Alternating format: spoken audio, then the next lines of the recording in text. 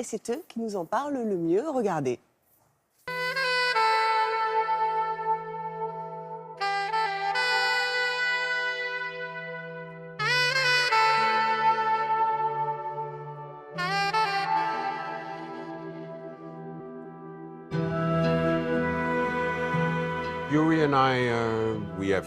Yuri et moi, on a bien noté les changements dans l'Arctique, dus au réchauffement climatique. On a compris l'impact qu'aurait la fonte des glaces. C'est pour ça qu'on s'est lancé dans ce projet.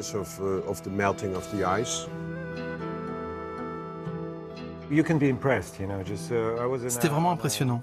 Lors d'un de mes voyages, j'étais sur un navire brise-glace et normalement on aurait dû traverser la banquise. Mais durant tout le voyage, on n'a pas vu la moindre glace. Même pour les marins expérimentés, c'était quelque chose de nouveau. L'impact est énorme. On pourrait voir ça d'un point de vue positif parce que ça ouvre des routes maritimes. Mais pas pour les communautés locales, comme les Inuits. Eux, ils dépendent de la chasse traditionnelle. Ils ont besoin de la banquise. Les compagnies minières et pétrolières sont très actives. C'est un peu comme s'ils avaient touché le jackpot. C'est la ruée vers l'Arctique. Il y a très peu de réglementation, alors que l'accès à l'Antarctique est relativement bien réglementé.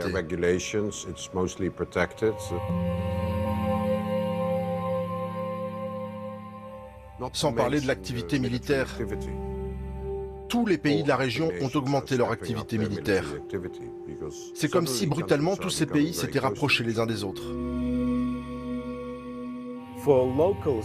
Si on parle aux populations locales de changement climatique, ils vous diront que rien n'a changé.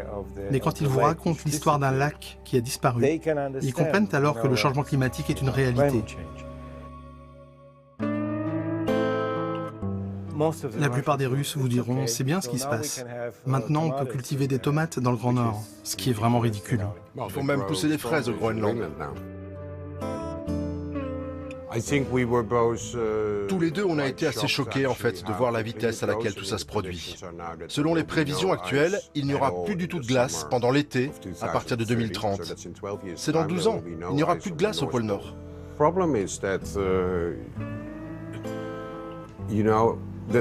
Le problème, c'est qu'on ne peut pas arrêter la fonte des glaces maintenant. On peut juste la ralentir. Mais si on observe l'Arctique, on comprend que tout va beaucoup plus vite qu'ailleurs dans le monde. Je ne pense pas que les gens s'en rendent compte. Ils ne réalisent pas l'impact que ça aura, surtout dans l'hémisphère nord, pour nous tous, si tout ça vient à disparaître.